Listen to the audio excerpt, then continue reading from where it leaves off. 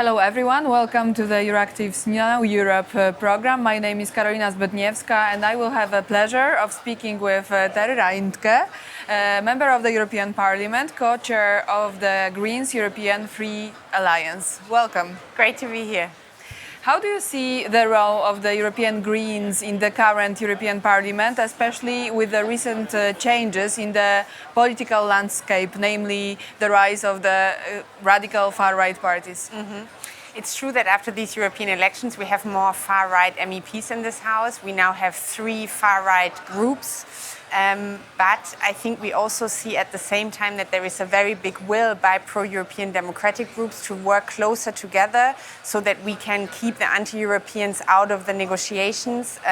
Because at the end of the day, if we want to have constructive decision-making here, we need to work together closely. And for that, Greens, of course, now play a key role because our votes really matter in the building of these pro-European So you are majorities. the fan of the cordon sanitaire against the far-right parties? Absolutely. What about some cooperation with, for example, European conservatives, with Brothers of Italy, who are also supportive for the ambitious investment in green technologies agenda? So what about uniting together in votes later on? Well, you know, in some votes, obviously, you cannot prevent also far-right parties from voting with you. Like on Ukraine, for example, they are in ECR, there are members that have been very committed. At the same time, I think what is needed is that we have in the center of this House a standing majority that doesn't depend on far-right votes. And this is what we want to establish. At the end of the day, this House will always have changing majorities, but we need to have a stable core of constructive MEPs from pro-European democratic forces that work together, because only with that we can push through the very ambitious legislation, the very ambitious politics that we need in the next years. Okay, so what are the main priorities for the Greens regarding climate policy in the next parliamentary term, and how the Greens may push them forward with just over 50 MEPs? I think that for us, obviously, in the last legislature, the Green Deal has been started. A lot of very important regulation has been adopted in the European Union. And now we want to move not only in terms of going further with some of this legislation, but we really want to go into the implementation phase. So one of the key aspects for us now in the negotiations, but also for the next 5 years, is going to be, for example, how can we deliver on investing in green technologies, in green economy, how can we modernize our infrastructure in the European Union? Because at the end of the day, if we want to be competitive globally, we need to become much better at being fast, expanding green markets, expanding green technologies, and for that the European Union has a key role. Now, how we want to do that?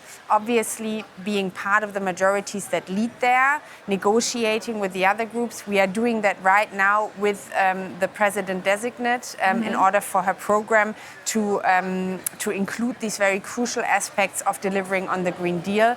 Let's see tomorrow if we have been successful.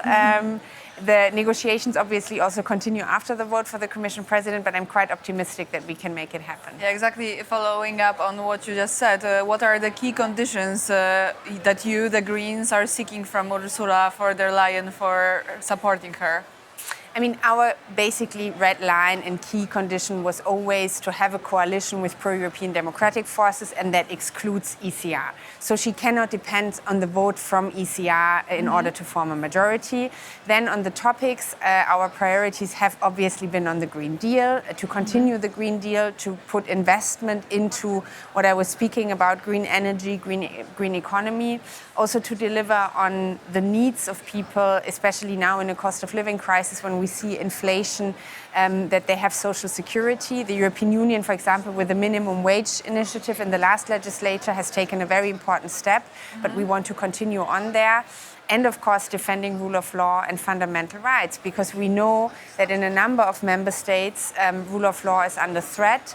Positively, we have seen a change of government in Poland last year, but we still see in Hungary, also now in Italy, that there is a lot to do, and we want the Commission to be ready to act in these cases. There is a talk about that far-right parties not only grow, but also influence agenda of center parties. How about such influence from the side of, for example, the Greens? Do you see how you influence the agenda of European People's Party? Well, I mean, we have seen that in 2019, the green agenda was Especially, really yes. at the core of the whole political debate in the campaign, but then also afterwards. But now what we see is talk about weakening it Exactly. from And all the sides. Exactly. So for us, our main role was always for the European Union to stay on course when it comes to the Green Deal, because the Greens are the guarantors for that. And that is, at the end of the day, also how we are going to judge the political guidelines that are going to come out tomorrow, what Ursula von der Leyen wants to deliver on in terms of strategic agenda for the next 5 years. But as I said, I'm quite optimistic that we can make it happen, because more than in the last legislature, our votes will be needed for pro-European democratic majorities. And I'm very much convinced that Ursula von der Leyen wants to depend on pro-European democratic forces, and obviously Greens are the most obvious partner there. So how do European Greens intend to address the challenges? You have already a little bit touched upon that, of balancing the economic growth, the competitiveness and the ambitious climate agenda? I actually think they go hand in hand, because when we see where growth is happening right now, it is very much in keen green technologies. For example, when we talk about energy transition, of course, wind and solar, but also when we look at battery production, when we look at electric vehicles, the European Union is lagging behind. These technologies are mostly being now expanded in the US, but also in China, and we need to get on the same level there. And for that, the European Union and investment program will be key. So the fight against climate change and global competitiveness will actually go hand in hand in this legislature, and we are the ones that are pushing for this the hardest, and I hope that this is also going to be reflected in the political guidelines tomorrow. And finally, how would you respond to criticism that the European Green Deal might negatively impact low-income communities, so that not everyone can afford climate ambition? First of all, I think we need to be aware of the fact that especially poor people and low-income communities are the ones that will be hardest hit by an exceeding climate change. So for me, moving on climate and doing something about the climate catastrophe is especially important for poor people and for low-income households. But at the same time, we also need to find balancing mechanisms. For example, when we introduce CO2 pricing, that we say, especially for low-income households, we have countermeasures, social balancing countermeasures, in order for them not to pay a higher price than people with higher income. And I think also on that, on a just transition, we need to see commitments from the European Commission tomorrow. Thank you very much. Thank you.